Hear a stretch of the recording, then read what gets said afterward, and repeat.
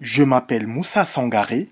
Je suis un encadreur du projet CVC depuis plusieurs années. Quand les producteurs ont commencé à travailler avec le projet CVC, ils ont reçu plusieurs formations qui leur ont permis d'améliorer leur productivité et de gagner plus d'argent. Je voudrais partager avec vous ce que le projet CVC leur a appris par rapport à la production du riz bas-fond. Suivez-moi.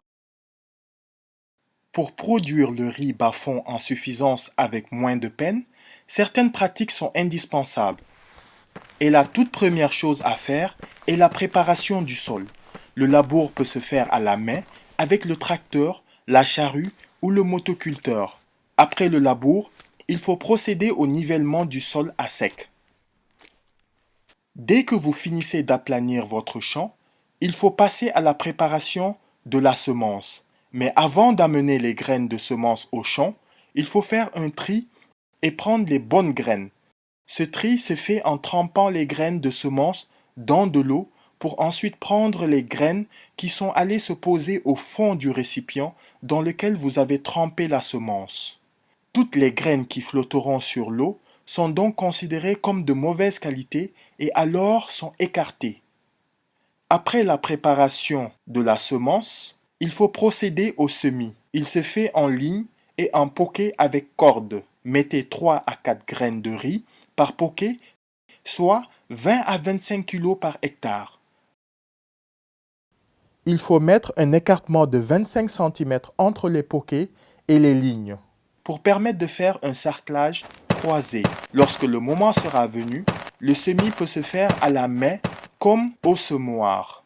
L'étape suivante est le démariage des plants de riz et ce démariage se fait après la levée. Prenez soin de laisser juste un plant dans chaque poquet. Cela donne une liberté à chaque plant de monter avec force.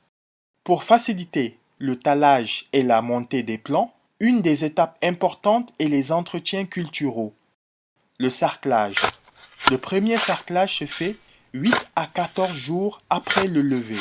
Si vous avez une sarcleuse, il faut donc attendre 20 jours après la levée avant de l'utiliser sous les nouveaux plants de riz. Le sarclage se fait tous les 7 à 10 jours selon la pression des mauvaises herbes et se fait 4 fois par saison.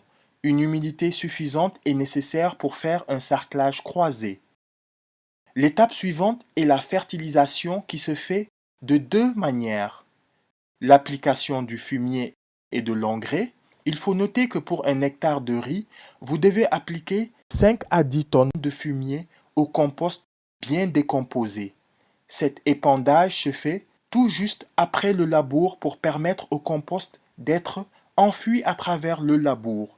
Pour ce qui concerne l'épandage de l'engrais, il se fait pendant que les plants sont en talage. Il faut utiliser un sac de DAP et un sac d'urée par hectare. La dernière partie de la leçon sur la production du riz bas-fond de qualité est la récolte. Elle est la phase la plus heureuse si toutefois vous mettez en œuvre toutes les techniques et bonnes pratiques que je vous ai enseignées aujourd'hui. La récolte est faite lorsque les 3/4 des épis sont en maturité. En conclusion, je vous répète que lorsque vous aurez appliqué toutes ces bonnes pratiques, il est sûr et certain que vous allez faire une récolte avec un très bon rendement. Si vous avez des questions, adressez-vous au projet CVC. Le projet CVC est un projet financé par l'USAID pour améliorer la productivité et la production des acteurs des chaînes de valeur riz, mil et sorgho. Merci pour votre attention.